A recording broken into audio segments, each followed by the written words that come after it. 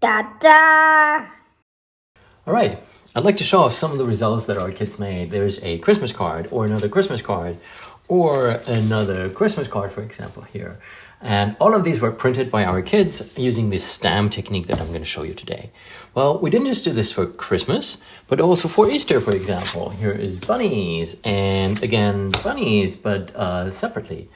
So by the way, these bunnies, they were all designed by AI. I just asked ChatGPT to make some icons, images, and then we glued them on the stamps and the kids just cut them out, right? So that was super easy. What I really like is also when they go into like topic things, like we are big into fire department things or stars at the moment, and the kids just get to choose the themes and just to make the cards. Or also animals. Animals is a big thing, right? So we have the fox here, or we also have like the giraffe and the Christmas card here, or also the little hummingbird image here. And all of these are really, nice to look at. And the grandparents who get these cards, they're really proud of them. They put them up on their, wherever they like to show their cards off to other people and so on. So that's really cool. So what I really like about this whole technique is that no card is the same. I mean, obviously you can change out colors and so on, right? But every print comes out somewhat different, right? I mean, you can really see it really nicely in these foxes here. There's a fox and then there is the other fox here. And I really like how, depending on how much ink there was on the stamp, it really looks like fur, or it comes off as more fluffy, softish or something, right? And so every print is really a unique piece of art. That's what I really like about this whole technique. So that's one thing. And we are giving out these cards all the time, and they are just so much fun. So if you would like to just join me and see how we did this, well, watch the tutorial. We're going to show you. And I promise that all of the cards that were made here were printed by our kids. And our kids are 4 and 6 years old, so it's super easy. Here are the materials you'll need. We'll use some craft foam sheet, scissors, glue, cards to print on, a glass plate and a brayer to spread the ink, and of course ink. This is the process. First, the kids cut out simple holiday themed shapes from the foam sheets. I usually help by drawing outlines for them to cut along. These cutout shapes are then glued onto a blank card, essentially creating a homemade stamp. Now we prepare the ink. We use a brayer to spread it evenly on the glass plate. It's ready when it makes this sound.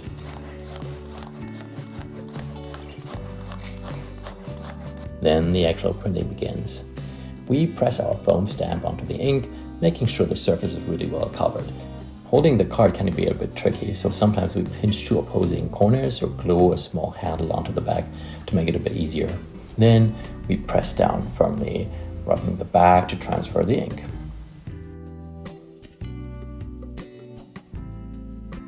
We then pick up the stamping card and place it onto the clean card, ideally in one go.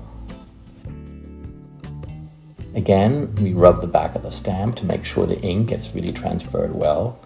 And depending on the mood of our kids, this can be done super carefully or really wild and violently. Now, lift off the stamp, and here's the moment of truth. Hey!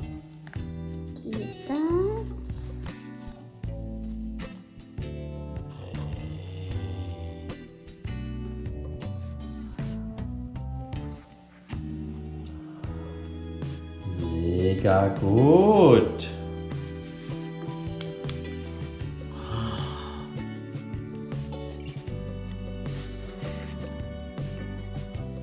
Wow! We let the cards dry overnight, and that's basically it. For a design with an isolated object like this fox in the snow, we mounted the foam cut out onto a stiffer cardboard backing and attached a handle. This makes it look and work just like a proper stamp, and that's the process here in action again.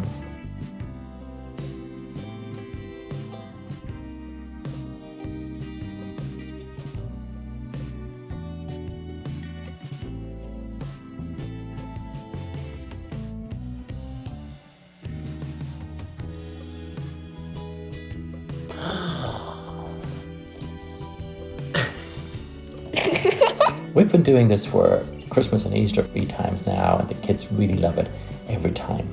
They're so proud of the work, and honestly, it's a lot of fun. If you try this out yourself and have any suggestions or questions, please leave a comment. I'd love to hear back from you. So another thing I wanted to tell you, for example, in this card, there's like these trace marks of the pen that I used to just sketch the outlines on, right? And so the kids cut along these lines, but funnily the ink of the pen actually wore off on the paper here again. And so sometimes you can use this effect to kind of like have outlines or contours around shapes and so on. Well, that's it. Thanks for watching.